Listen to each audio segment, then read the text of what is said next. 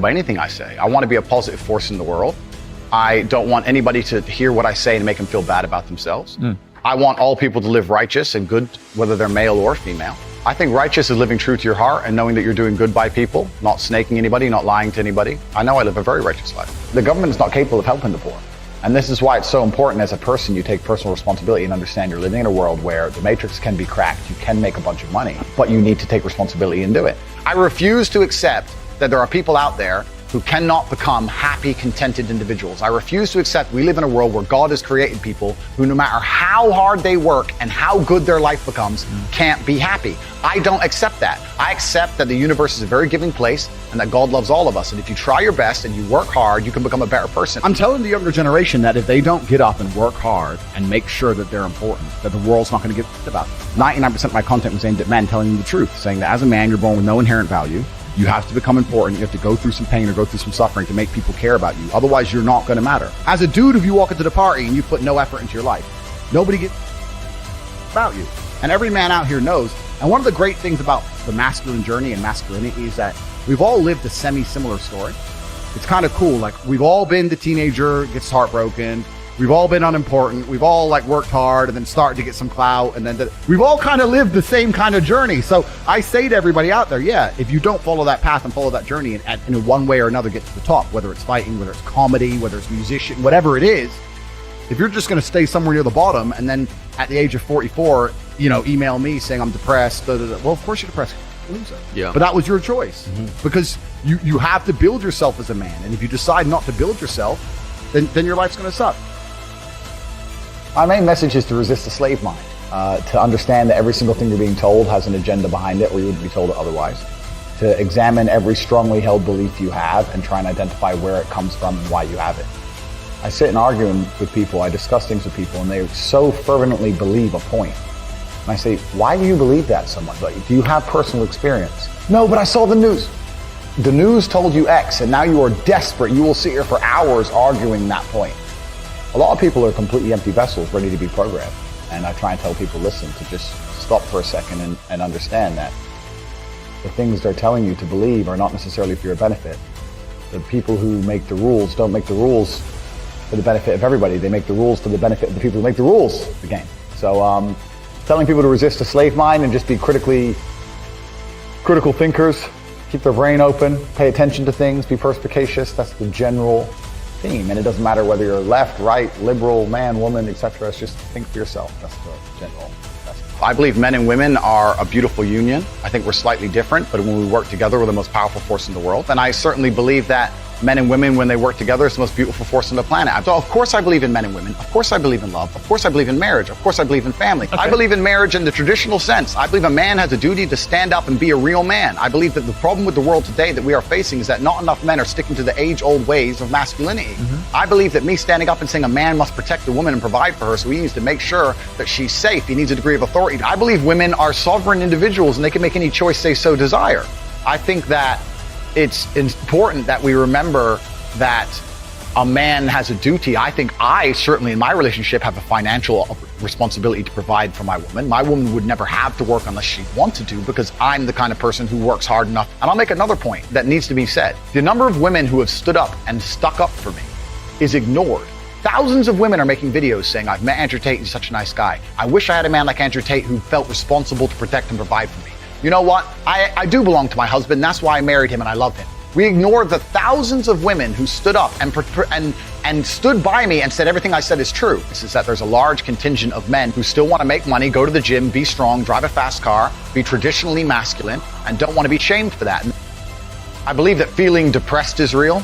I don't believe depression as a clinical disease is real. I think PTSD is very real. Unfortunately, I have some friends who suffer from that. I know that feeling depressed is real. I believe that the number one power you have against these things are trying to take control of your own mind and affecting your own life. I believe that it's not healthy to hand over all your power and believe that depression is an outside disease that you can't affect. I know that when I've had difficult periods in my life, and also many of my friends, like I've said, suffer from PTSD and been through terrible things. I've lived a very difficult life, and I know people who have. That the things that made them feel better is when they woke up and said, you know what, I'm not going to allow this to damage me anymore. I'm going to take responsibility. I'm going to get up and I'm going to fight this as hard as I can.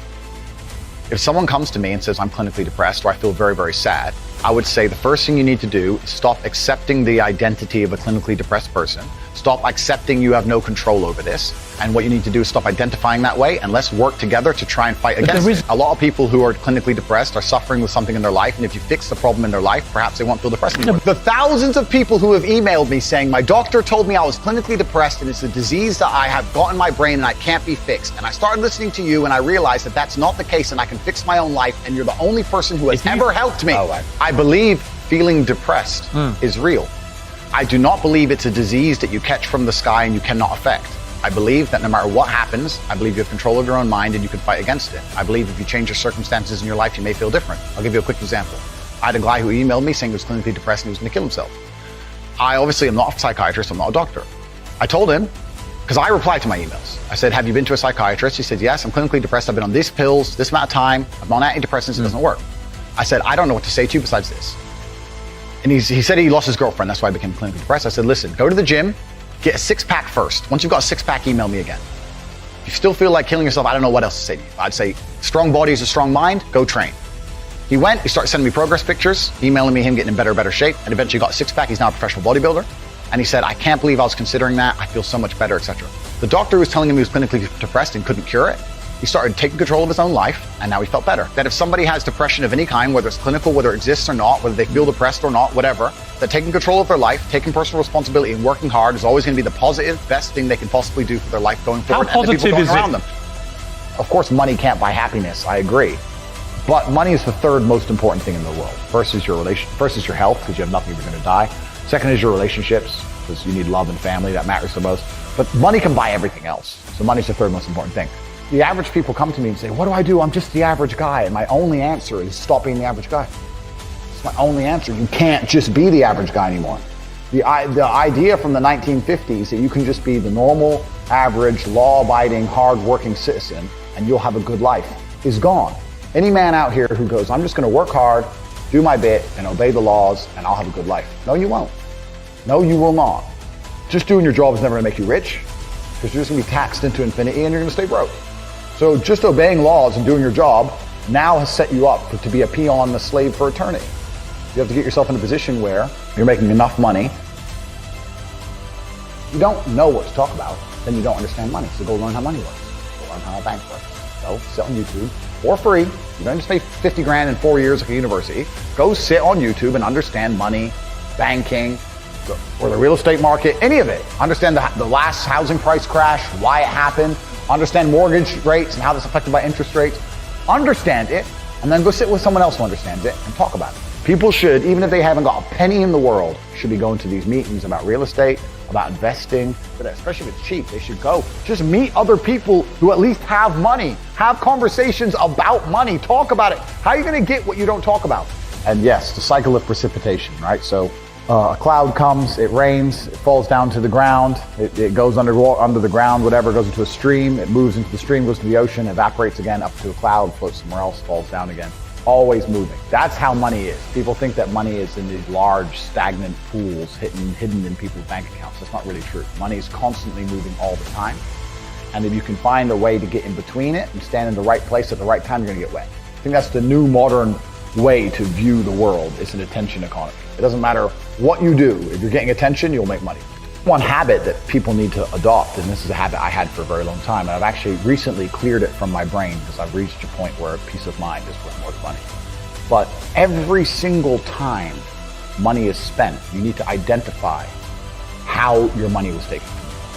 And I say taken because money can't be made. Money is taken. Because the only people who can make money are the governments. If you're a government, you can make money. Print it from thin air or a bank. But if you're a person, you're not making money. You're convincing other people to give it to you.